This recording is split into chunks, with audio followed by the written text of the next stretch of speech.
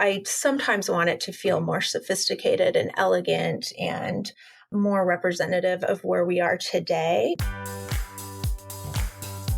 You're listening to Financial Grownup with me, certified financial planner Bobbi Rebell, author of How to Be a Financial Grownup. And you know what? Being a grownup is really hard, especially when it comes to money. But it's okay. We're going to get there together.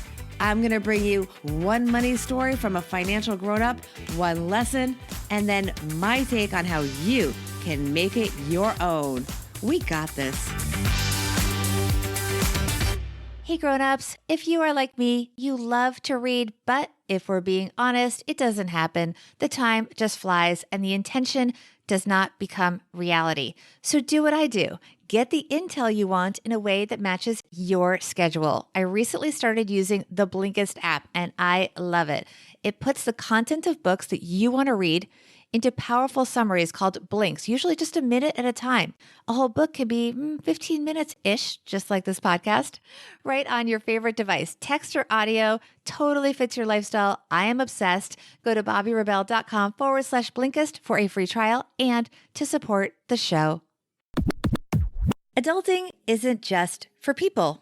Brands need to grow up and evolve as well, something Plum Pretty Sugar's Charlotte Hale discovered as her company grew from what she had planned to be a seasonal, short-term gift company into a business that is now moving into its second decade.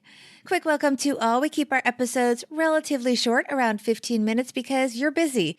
Feel free to stack the episodes together to fit the time you have. Think of it like flex time for podcasts.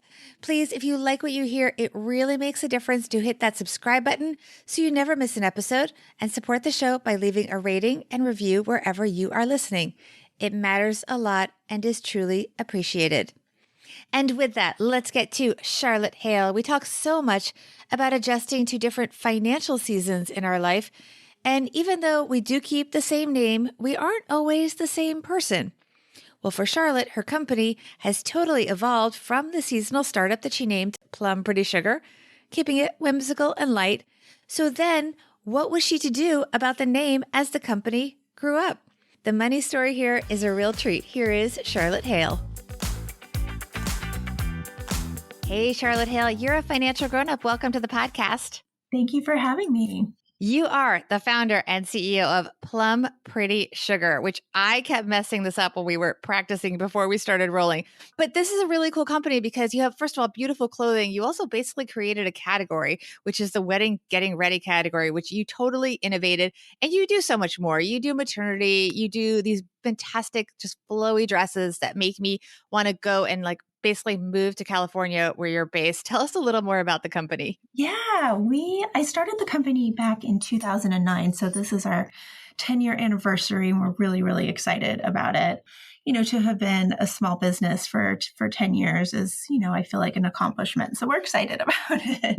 Since we innovated in the wedding space, we've kind of grown into bridesmaid dresses, into apparel, into maternity, like you said, and into just sort of being this wonderful gift for any woman for any time in her life or for any occasion. It's fun and it's pretty, and, we love what we do. So let's talk about the name Plum Pretty Sugar, which makes you happy just saying it. And I asked you before we started rolling how you came up with it. And that was actually an interesting story because you think things are going to be one way when you start a project and then maybe not so much. And maybe that's okay. Yeah. Tell us your money story. Yeah. So after my initial business, I was looking for what my next business was going to be. I didn't really have all the answers. So I started what I thought would be a temporary business.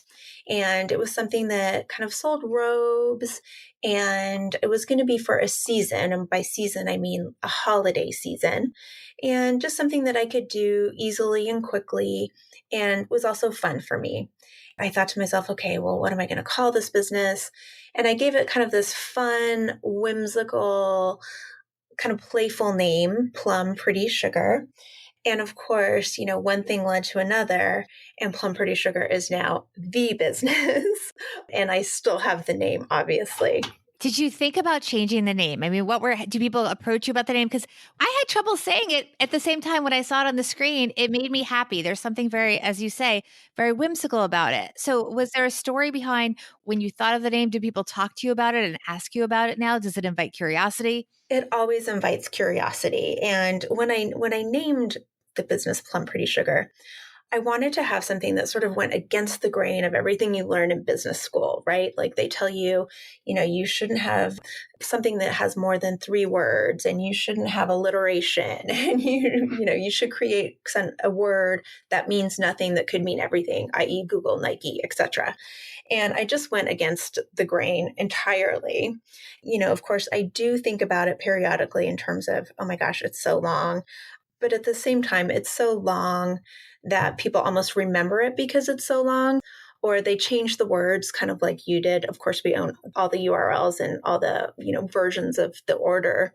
But because it's so long and people are like, I forget the name, but they know it has Pretty Plum and Plum Pretty and Sugar built in there, it almost becomes memorable in a way. On the flip side, I sometimes want it to feel more sophisticated and elegant and more representative of where we are today. And that's something that's sort of in my heart. And when I say that to other people, they're like, but it is. It represents your brand perfectly. So to the outside, I think it works. For me personally, because I know where it started and why I started it, I have sort of this back and forth kind of personal thing with it. But it's fun. I do like it. And we love the business. And it's interesting because you look back and it was almost a whimsical decision in and of itself, but it really was a pivotal branding decision that when you switched the business from being the seasonal business that you originally conceived of to being the permanent business that's now a decade old, I should say, you did make a decision at some point to keep the name. I did. And I really wrestled with that. I thought, well, I have established the success. Why am I now going to go and change it? It wasn't something that I could easily kind of make up a story for, or a marketing story for. Well, this was great, but now I'm going to change it. I just felt karma was on my side and I was going to go forward.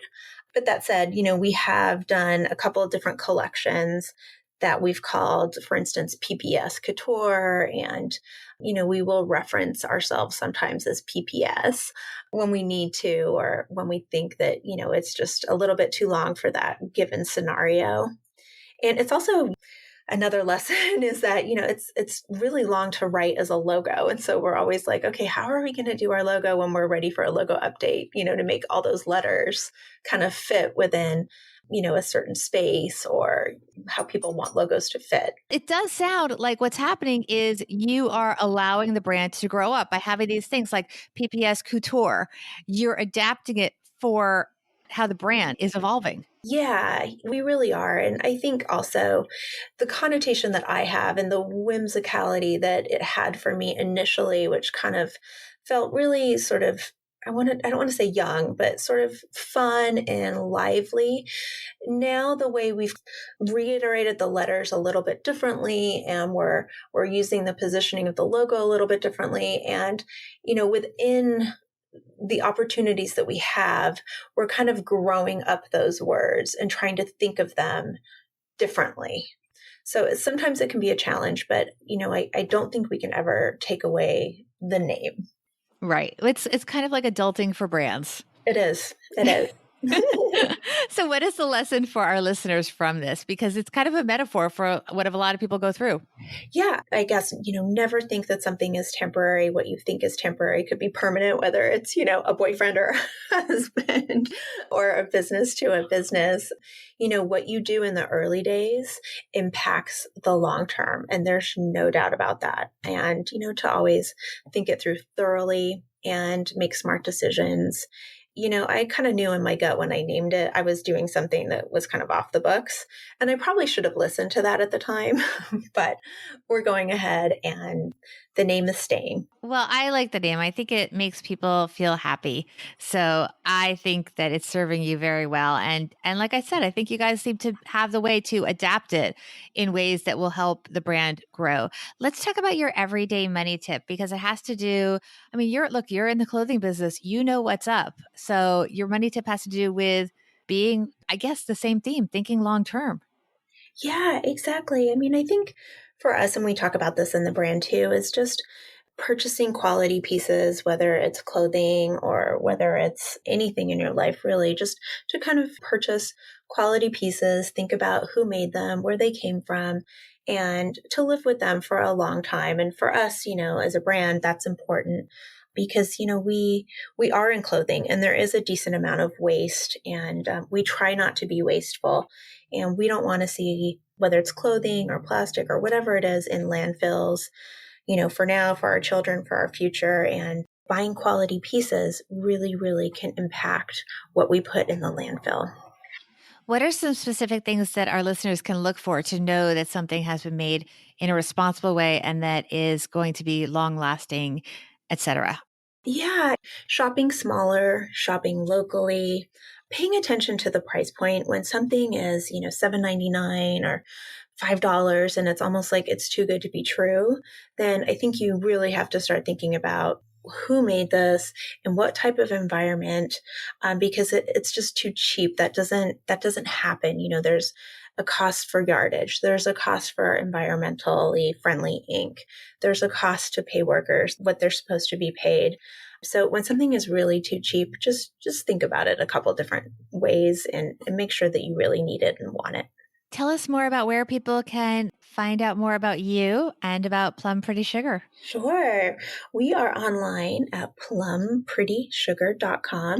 We're also on Instagram at Plum Pretty Sugar. Definitely comment, say hi to us. We're very active over on Instagram. And I have my own Instagram account as well, which is Charlotte Jane Hale. Love it. And Jane is spelled Jayne. So let you spell it out. So I'm at Charlotte Jane Hale, which is CHARLOTTE. And then Jane is JAYNE. And then my last name, Hale, HALE. Perfect. Thank you so much for being here. Thank you for having me. I really appreciate your time.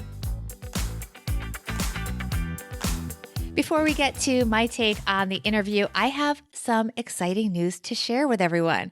I recently became totally obsessed with an app. It is called Blinkist. It summarizes books to just about 15 minutes. Yeah, kind of like this podcast, about 15 minutes. In fact, you can even listen to 1-minute chunks at a time. They call them blinks. So now I have been cruising through several books a day at a time and loving it. So much so that I actually reached out to Blinkist and was able to bring them on board as a partner to the Financial Grownup podcast because I want you guys to have this too. I know how precious your time is. Please use my link, bobbyrebell.com/Blinkist. You'll get a free trial and then report back to me what your favorite blinks are so I can thank you for supporting the show. Again, the link is bobbyrebell.com/Blinkist. Let me know how you like it. Now let's get to my take on Plum Pretty Sugar's Charlotte Hale and her money story. And yes, I had to make sure that brand name came out correctly. I've actually re-recorded this a couple of times just to get it right. Here we go. Financial grown-up tip number 1. It goes without saying that you should give a lot of thought to how you name a brand. As much as it is possible, choose something that can evolve and grow with a business. It's also important to look at how others may remember that brand name.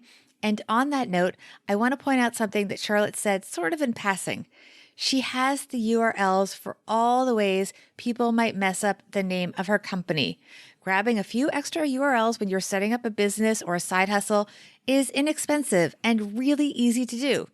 I own close to 30 URLs tied to my various projects and ideas and side hustles. And you know what? The cost is really minimal. Set them up so that if someone types in something close to your business, they still find you. Make it as easy as possible for potential clients and customers, and of course, also friends and family that you want to be able to find your projects and your businesses. Financial grown-up tip number 2. Don't fight who you become as you grow up and go through the seasons and the milestones of life. Maybe just highlight different parts of who you are at that time. Yes, you will change, but the essence of who you are will not. Just like Plum Pretty Sugar still reflects the same essential vibe as the earlier versions, the earlier iterations of the business. It's just evolving and growing as it expands. This show is free for you, but as I hope you guys can tell, we do put a lot of time, energy, And yes, there is a financial cost into this show. And to keep it free for you, we do need your support. Please make sure you are subscribed and take a moment to do a screenshot of this episode and share it on social media. Tag me so I can thank you, and also so I can use it to help spread the word. Reviews in iTunes or anywhere that you listen to the Financial Grownup podcast are also a great way to support the show. It doesn't just make me feel good, it is essential if we are going to sustain the show as we approach, oh my gosh, episode 200. It's coming. And by the way, for those of you that listened to the April Fool's Day episode, yes, it was April Fool's, my friends. The show isn't going anywhere as long as I can count on your support. The other thing we need, amazing guests, and we keep getting them. And we have an amazing spring lineup, including more incredible, inspiring business leaders like Plum Pretty Sugar's Charlotte Hale. So big thanks to her for helping us all get one step closer to being financial grown-ups.